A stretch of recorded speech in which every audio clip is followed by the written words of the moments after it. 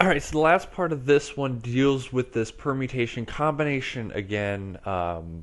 And what we'll be doing is that we will be using something called the binomial theorem and the binomial distribution to help us find different things. So here we go. So an example first. So Hawkeye Pierce and Trapper John, who are down here, this is Hawkeye and this is Trapper John,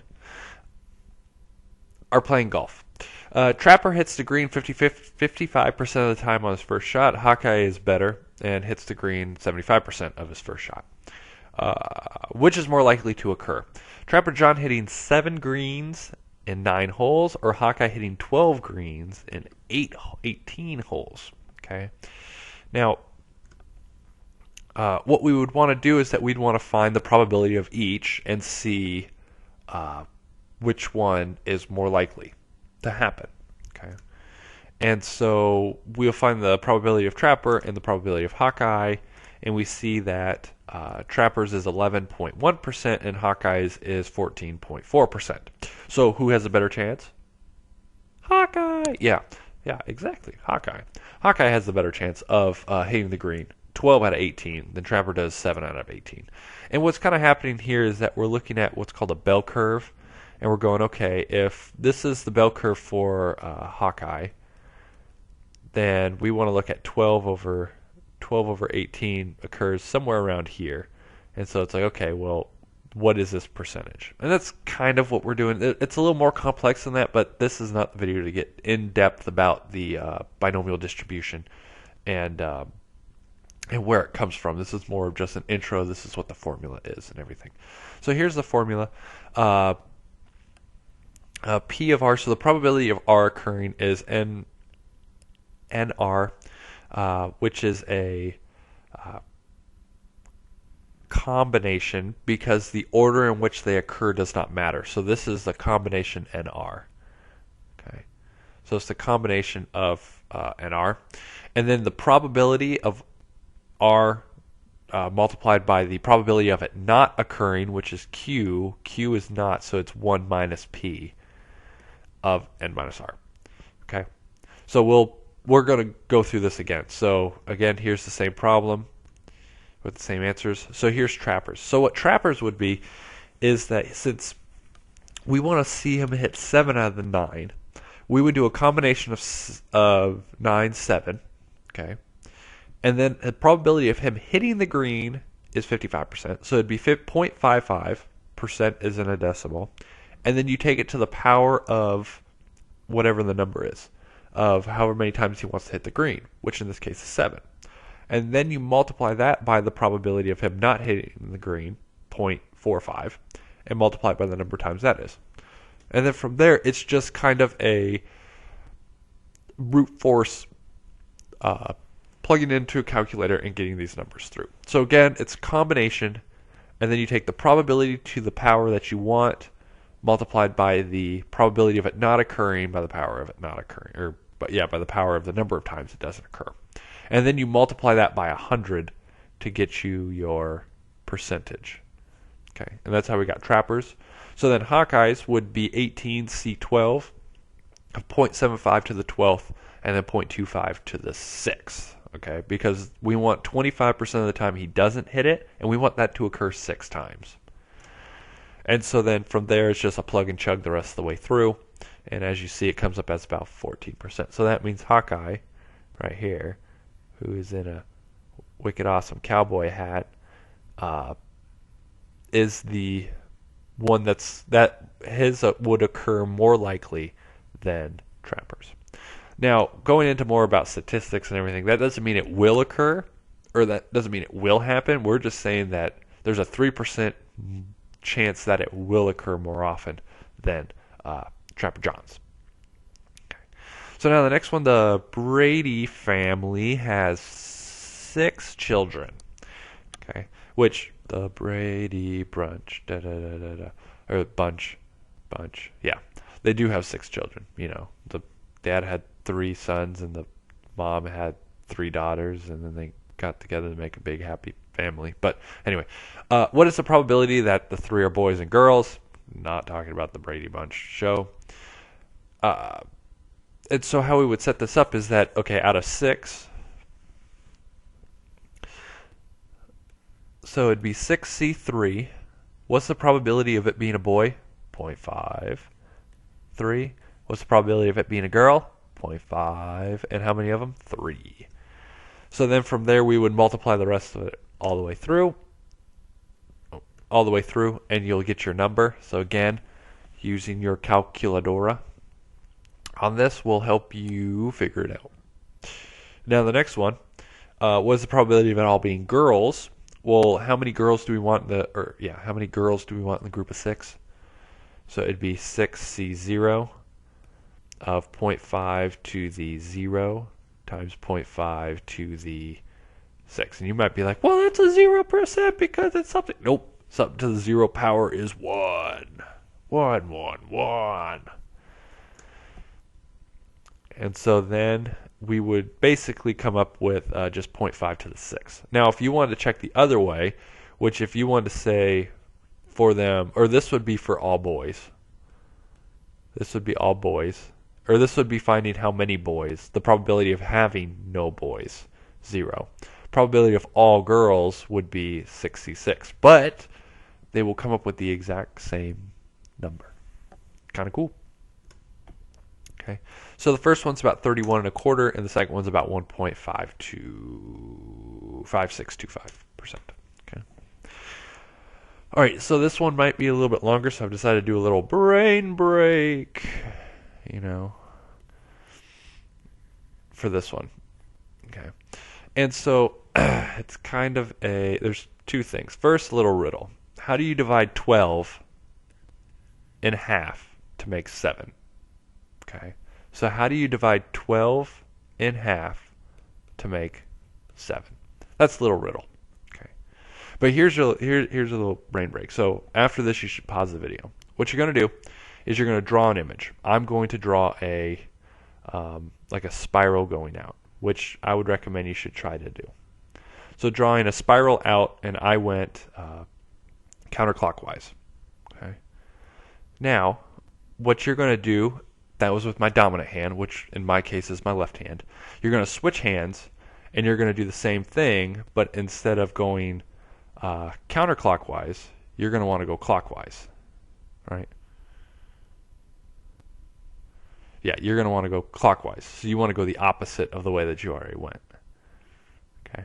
So like mine would say something like this.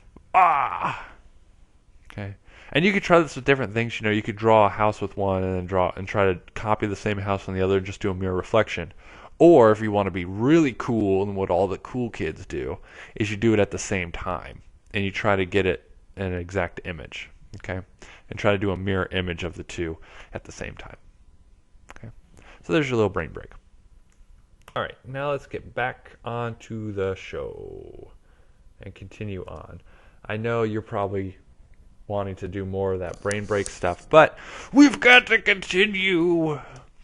Okay, so let's say you want to expand these. So a plus b to the second power, which all you have to do is just go a plus b times a plus b, and then FOIL it through. So you'd get a squared plus 2ab plus b squared. Okay, and that's me already simplifying it, and so you get that. Okay, now if you want to do it the third, well, now you just take that previous one and multiply it by a plus b again. Okay. Now, you might go, well, this is easy. I could FOIL. Anybody can FOIL. That's simple.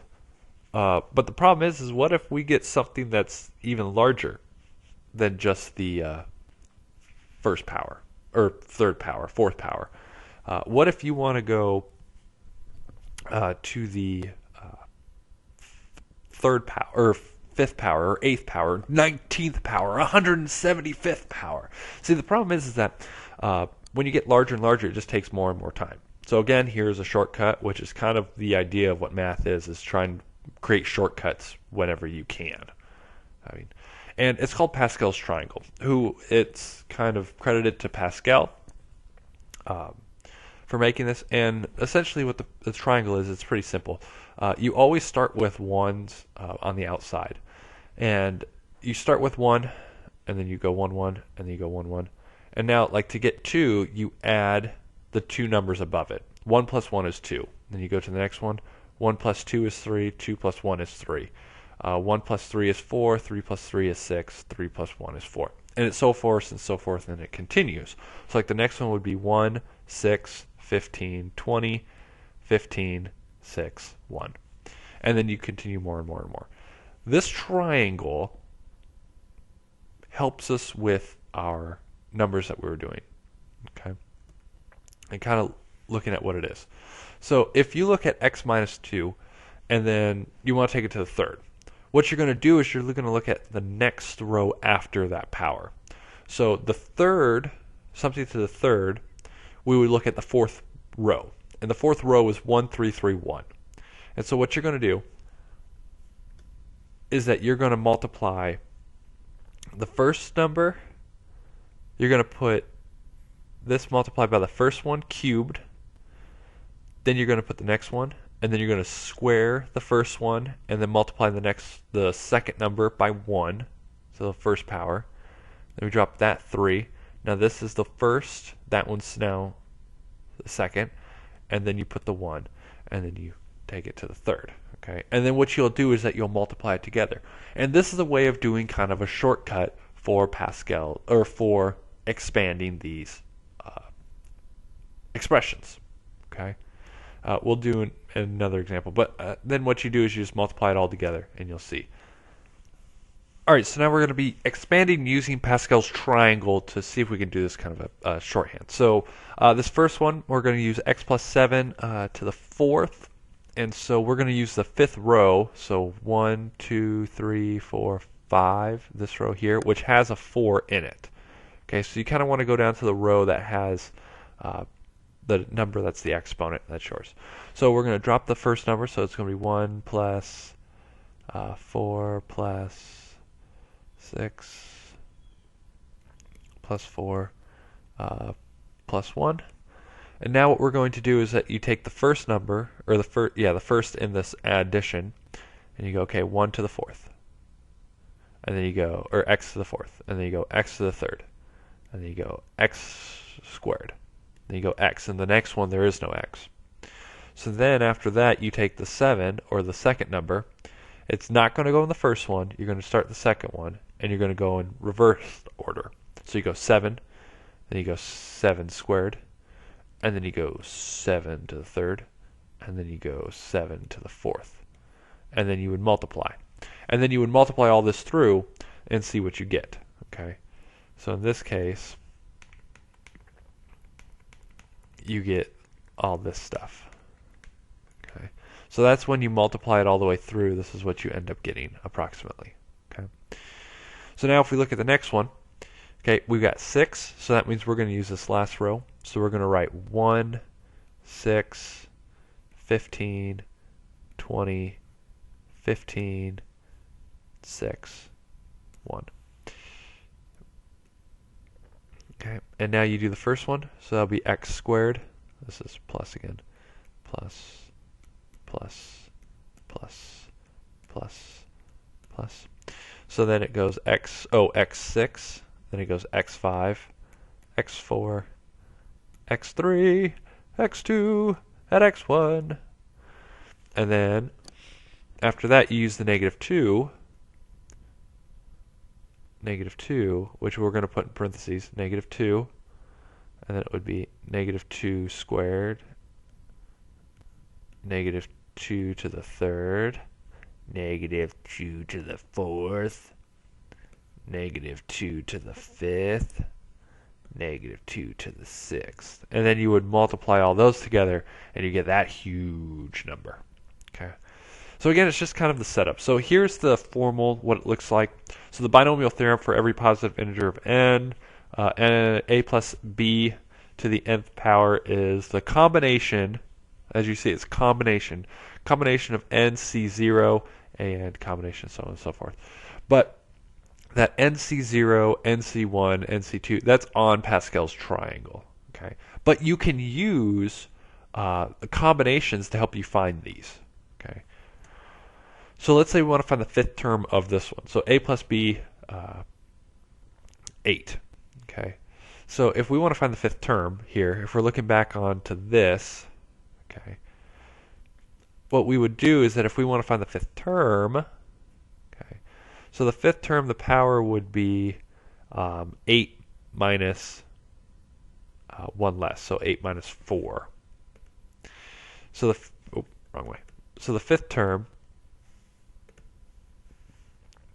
would be 8c 4, and then it would be a to the fourth, b to the fourth. Okay, so it's 1 less than the number for the first one, and then we went 8 minus 4, or 8 minus 4. When you add up the two exponents, they should equal the total. And then you would find what that is, which gets you 70. 70a4, b4. So now the next one, we want the 10th term, and we have 12, so it would be 12c, 1 less than 10, which is 9. And then it would be a to the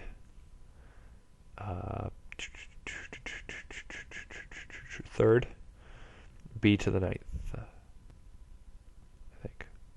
No, it should be second. It should be a squared and then b 10. Oh no, it is 3. 3, 9. I had that. That was kind of a little confused. But as you see, that's what it would be. And so again, this number here kind of always matches up with the second power. Okay. And then you multiply it through. Okay, so here's your IRAT. So your IRAT, so the first one deals with that binomial distribution, which is what we talked about with the two golfers. So the chances of you picking up your favorite TV show using rabbit ears, which are right here. Rabbit ears. So we used to call on televisions, for those of you that have never had to deal with rabbit ears. Rabbit ears, 13 out of 20 times. So you'd want to find what that percentage is. And then what is the chance of picking up your favorite TV show 4 times, or 4 days in a single week? Which, how many days are in a week? I'm not going to tell you. You should be able to figure that one out. And then the next one, find the fourth term of the following expression, h plus w 10. Okay, so there's your IRAT.